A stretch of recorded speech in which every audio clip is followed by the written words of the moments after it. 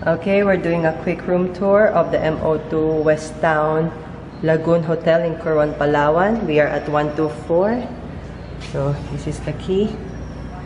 And this is the entrance way. We just checked in.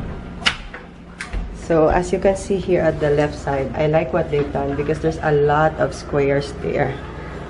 So you can put a lot of stuff, especially us as a family. So it doesn't have any closed closet. So ito na yung closet nila sa baba.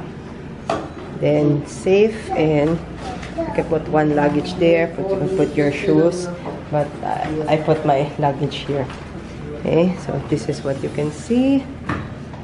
Then this is the toilet area. Shower. Okay. It's like the shower head is just on top, so you cannot control the water. This is the toilet area. This is the sink.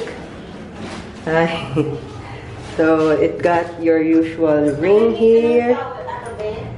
And hair dryer. Huh? Andiyan sa ilalim ng TV. And then we are already starting to pack.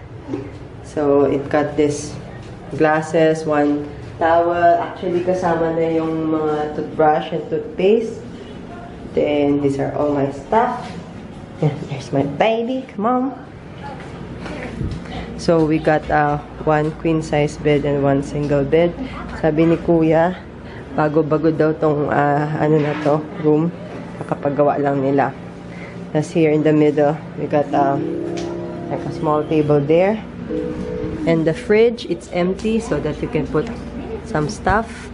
And dito na yung mga coffee and tea that we need to move because the baby might get. So, yan. Then, 2 drawers. What else? You can do your work here, but the Wi-Fi here really sucks. I'll just do my makeup here. Yan. Then, this is what the angle looks like. Then, we got a side chair there. And this is what it looks like outside. So, we can just jump immediately to the pool. Then, it got a drying rack there. Table outside. And yes, that's about it. This is the room tour. I believe this is a deluxe or double room. I'm going to link it down below at the description bar. Pero bago-bago daw to. Like it. It's cozy.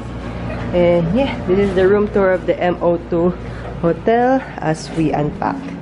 And I see you next time on my next video. Okay, bye-bye, honey. Like and subscribe.